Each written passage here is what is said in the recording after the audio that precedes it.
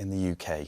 And today, on its official birthday, we're looking at the way the NHS battled one of the biggest challenges in its history, the COVID-19 pandemic, and how one consultant and her twins, born at just 26 weeks, have their lives to thank it for.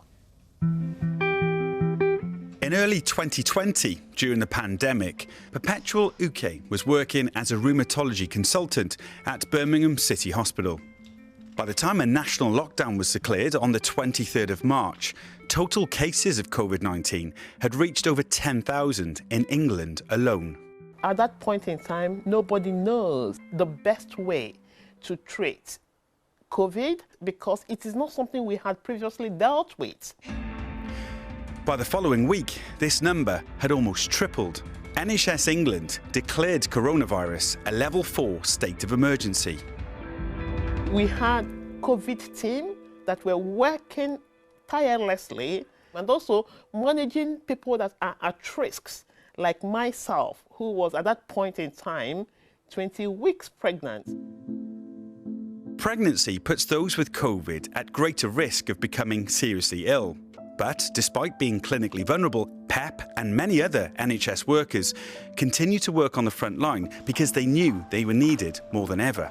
There were a lot of people coming in unwell and a lot of people dying. But I have that duty of care to deliver to my patients. A couple of weeks later, Pep started to feel unwell and her husband Matthew had to take her to hospital. And we noticed that she was deteriorating in her conditions. We were really worried.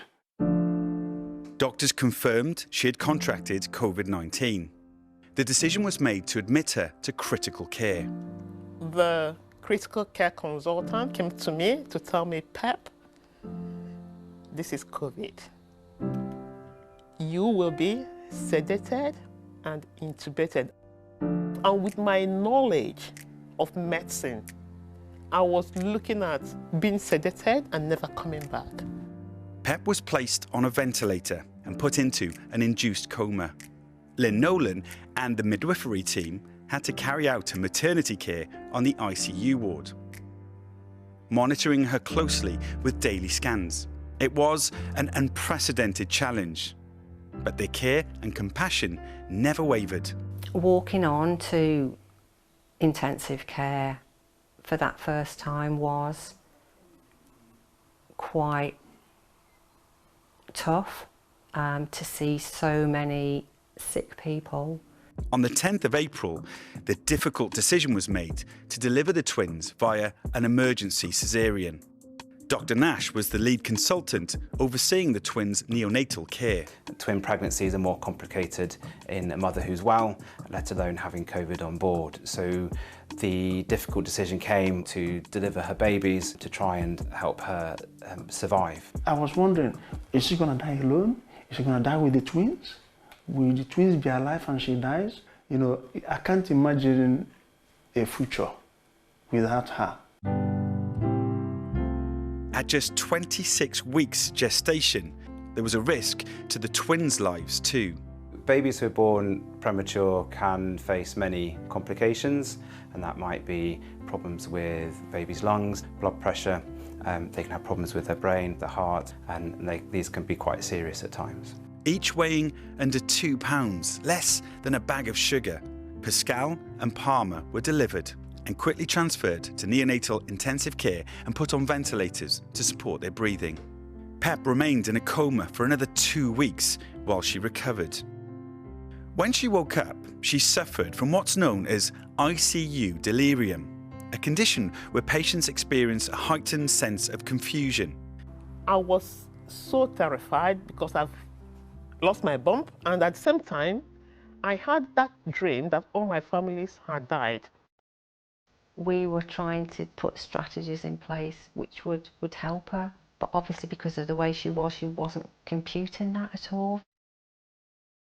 The team decided it would help Pep through her confusion if she could see her husband on a video call. It was the first time he'd heard his wife's voice in 2 weeks. My goodness, I didn't know what to do.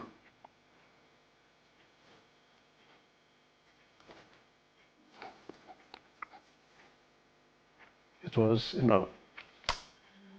a wonderful moment. It was just like she came back to life from the dead. Soon, Pep was able to meet Pascal and Palmer too. Seeing them alive today is a plus. I'm really sorry. These are tears of joy.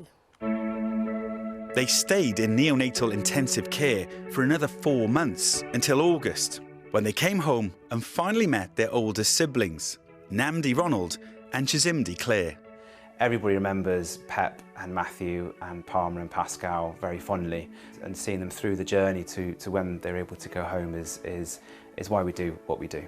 The twins are now 3 years old, and thanks to the support and care of the NHS, they're doing well. If it weren't for NHS, my goodness me, and I cannot thank them enough.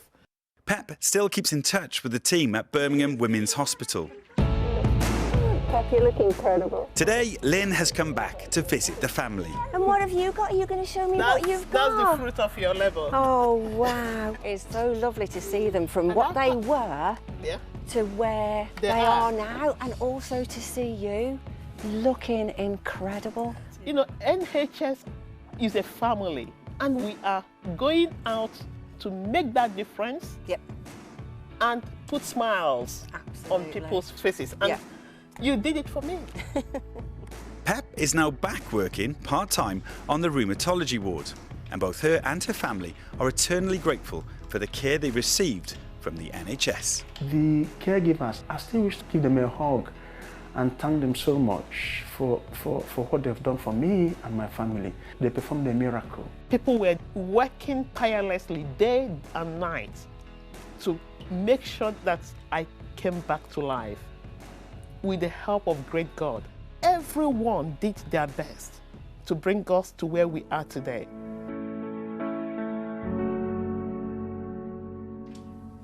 It's so good to see Pep happy, the twins healthy. I mean, the NHS just means so much to so many people, doesn't it? Isn't that just an incredible